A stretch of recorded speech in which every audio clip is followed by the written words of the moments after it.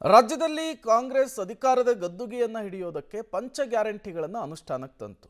ಇದೇ ಪಂಚ ಗ್ಯಾರಂಟಿಗಳು ರಾಜ್ಯ ಸರ್ಕಾರಕ್ಕೆ ಹೊರೆಯಾಗ್ತಾ ಇದೆಯಾ ಅನ್ನುವಂತಹ ಪ್ರಶ್ನೆ ಕಳೆದ 2.5 ವರ್ಷಗಳಿಂದಲೂ ಕೂಡ ಚರ್ಚೆ ಗ್ರಾಸವಾಗ್ತಾ ಇದೆ. ಇದರ ನಡುವೆ ಸರ್ಕಾರಕ್ಕೆ ಈಗ ಆರ್ಥಿಕ ಸಂಕಷ್ಟ ಕಾಡ್ತಾ ಇದೆಯಾ ಅನ್ನುವಂತಹ ಪ್ರಶ್ನೆ ಮುನ್ನೆಲೆಗೆ ಬರ್ತಾ ಇದೆ. ನೋಡಿ, ಶಕ್ತಿ ಯೋಜನೆಗೆ 2.5 ವರ್ಷಗಳಿಂದ ಹಣ ಬಿಡುಗಡೆ ಆಗೇ ಇಲ್ವಾ? 4 ನಿಗಮಗಳಿಗೆ ಸಾವಿರಾರು ಕೋಟಿ ರೂಪಾಯಿ ಹಣವನ್ನ ಬಾಕಿ ಉಳಿಸ್ಕೊಂಡಿದೆ ಸರ್ಕಾರ ಅನ್ನೋದು ಗೊತ್ತಾಗ್ತಾ ಇದೆ.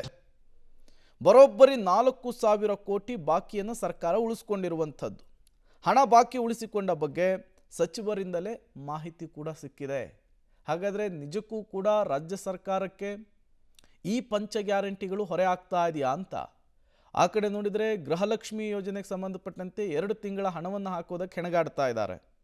ಈ ಕಡೆ ನೋಡಿದರೆ ಶಕ್ತಿ ಯೋಜನೆ, ಮಹಿಳೆಯರಿಗೂ ಉಚಿತವಾಗಿ ರಾಜ್ಯದ ಮೂಲೆ ಮೂಲೆಗೂ ಓಡಾಡುವುದಕ್ಕೆ ಜಾರಿಗೆ ತಂದಂತಹ ಶಕ್ತಿ ಯೋಜನೆ, ಇದು ಉಚಿತ ಬಸ್ ಯೋಜನೆ, ಇದು ಕೂಡ ರಾಜ್ಯ ಸರ್ಕಾರಕ್ಕೆ ಹೊರೆಯಾದಂತೆ ಕಾಣಿಸ್ತಾ ಇದೆ. ಹಾಗಾದರೆ ಸರ್ಕಾರದಿಂದ ಶಕ್ತಿ ಯೋಜನೆಗೆ ಹಣ ಬಾಕಿ ಎಷ್ಟು ಉಳಿಸ್ಕೊಳ್ಳಲಾಗಿದೆ? 2.5 ವರ್ಷಗಳಲ್ಲಿ ಉಳಿಸಿಕೊಂಡಂತಹ ಒಟ್ಟು ಬಾಕಿ ಹಣ ಎಷ್ಟು? ಡೀಟೇಲ್ಸ್ ನಿಮ್ಮ ಮುಂದೆ ಇದೆ. KSRTC ನಿಗಮಕ್ಕೆ 1,580.15 ಕೋಟಿ ರೂಪಾಯಿ ಬ್ಯಾಲೆನ್ಸ್ ಉಳಿಸ್ಕೊಂಡಿದೆ. BMTCಗೆ 710.81 ಕೋಟಿ ರೂಪಾಯಿಯನ್ನು ಸರ್ಕಾರ ಬಾಕಿ ಉಳಿಸ್ಕೊಂಡಿರುವಂಥದ್ದು. ಇನ್ನು ವಾಯುವ್ಯ ಕರ್ನಾಟಕ ಸಾರಿಗೆ ನಿಗಮಕ್ಕೆ 988.1 ಕೋಟಿ ರೂಪಾಯಿಯನ್ನು ಬ್ಯಾಲೆನ್ಸ್ ಉಳಿಸ್ಕೊಂಡಿದೆ. ಕಲ್ಯಾಣ ಕರ್ನಾಟಕ ಸಾರಿಗೆ ನಿಗಮಕ್ಕೆ 727.41 ಕೋಟಿ ರೂಪಾಯಿ ಬ್ಯಾಲೆನ್ಸ್ ಉಳಿಸ್ಕೊಂಡಿದೆ.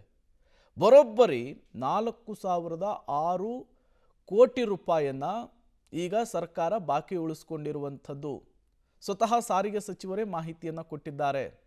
ಮುಳುಗ್ತಾ ಇರುವಂತಹ ಸಾರಿಗೆ ಸಂಸ್ಥೆಯನ್ನು ಮೇಲೆತ್ತಬೇಕು ಅನ್ನುವಂತಹ ನಿಟ್ಟಿನಲ್ಲಿ, ಮಹಿಳೆಯರಿಗೆ ಅನುಕೂಲವಾಗಬೇಕು ಅನ್ನುವಂತಹ ನಿಟ್ಟಿನಲ್ಲಿ ರಾಜ್ಯ ಸರ್ಕಾರ ಈ ಶಕ್ತಿ ಯೋಜನೆಯನ್ನು ಜಾರಿಗೆ ತಂದಿತ್ತು.